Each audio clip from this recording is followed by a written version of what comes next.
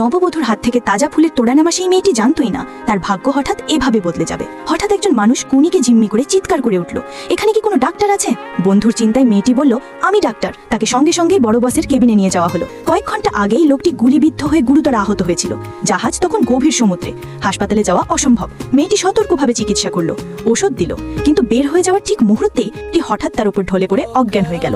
এক গোদ্দার তার লোকেশন ফাঁস করে দিয়েছিল, তাই সে তড়িঘড়ি পালাতে বাধ্য হয়। তার শেষ কথা ছিল, ফিরে এসে তোমার দায়িত্ব আমি নেব। 5 বছর কেটে গেল, সে মেয়েটিকে খুঁজে পেল না। বাবা তাকে ভুলে যেতে বলল, কিন্তু সে মানল না। অবশেষে বাবা অসুস্থতার ভান করলো, শুধু ছেলে ফিরে আসুক বলে। ছেলে শুনলো বাবা হার্ট অ্যাটাক করেছে, দৌড়ে শহরের সেরা হাসপাতালে নিয়ে গেল। আর সেখানেই সেই বহু খোঁজার মেয়েটিকেই সে খুঁজে পেল। মেয়েটি পরিবার ডিঙ্গিয়ে যমজ সন্তানের জন্ম দিয়েছিল, এই কারণে তার বাবা ডিরেক্টর হতে পারেনি, কিন্তু তার সন্তানের চিকিৎসা শুধু এই হাসপাতালেই সম্ভব। তাই সব অপমান চুপচাপ সহ্য করছিল। একদিন সে দেখলো একজন মানুষ তার বাবাকে নিয়ে ইমার্জেন্সিতে ঢুকছে, ঠিক 5 বছর আগে সেই লোকটির মতো। কিন্তু সদ্বোন হাসলো, ওকে দেখো না, ও শহরের সবচেয়ে বড় ধনী। পরীক্ষায় দেখা গেল বাবা পুরোপুরি সুস্থ। ছেলের বুঝতে দেরি হলো না, বাবা ইচ্ছে করেই তাকে ডেকেছে। বাবার মনে পড়লো বড় ছেলের মৃত্যু, এখন কেবল ছোট ছেলেটাই আছে, আর সেই আবার 5 বছর আগের মেয়েটিকে ভালোবেসে বসে আছে। তখনই এক ছোট্ট ছেলে দৌড়ে এসে বাবার সঙ্গে ধাক্কা খেলো। তার মুখের অবিকল মিল ছেলের ছোটবেলার মতো। বাবা মনে মনে বললেন, এ তো আমার নাতি। এই কথা ছেলেকে জানানো হলো। তার মনে পড়লো হয়তো 5 বছর আগে মেয়েটি তখনই প্রেগনেন্ট ছিল। লোকটি গভীর দ্বিধায় পড়ে গেল। বাবা নিশ্চিত না হয়ে খেলনা কিনে আনলো।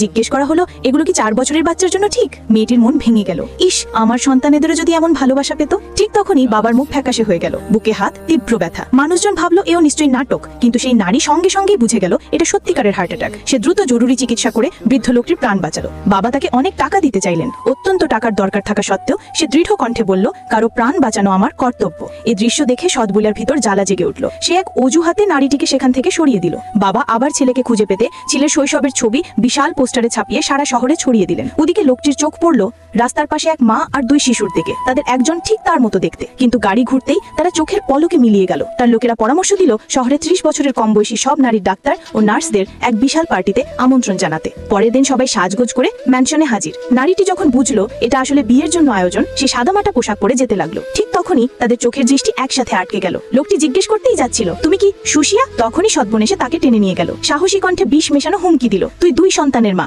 কোনো ধনী মানুষের স্বপ্ন দেখবি না, দেখলে তোর বাচ্চারাও বাঁচবে না। সভায় অন্য সব মেয়েরা নিজের গুণগান করতে লাগলো। সদ্বোন অদবয়স্ক মাস্টারির অতি চাটুকারিতা শুরু করলো। সে জানতো না লোকটি তার পুরনো জগৎ ছেড়ে বেরিয়ে এসেছে। যখন সে আসল সেই নারীটিকে দেখলো যিনি একদিন তার জীবন বাঁচিয়েছিলেন, সদ্বোন চেঁচিয়ে বলল, এ তো বিবাহিত মা, 2 বাচ্চা, 4 বছর বয়স, এখানে দাঁড়ানোরও যোগ্যতা নেই। সবাই ভেবেছিল বৃদ্ধ লোকটি নিশ্চয়ই ঘৃণা করবে, কিন্তু সে হাসলো। তার হাত ধরে শান্ত কণ্ঠে বলল, আমার পছন্দ সেই নারী যিনি বিবাহ ছাড়াই মা হয়েছেন, আর আমি বাচ্চাদের খুব পছন্দ করি, বিশেষ করে 4 বছরের বাচ্চাদের।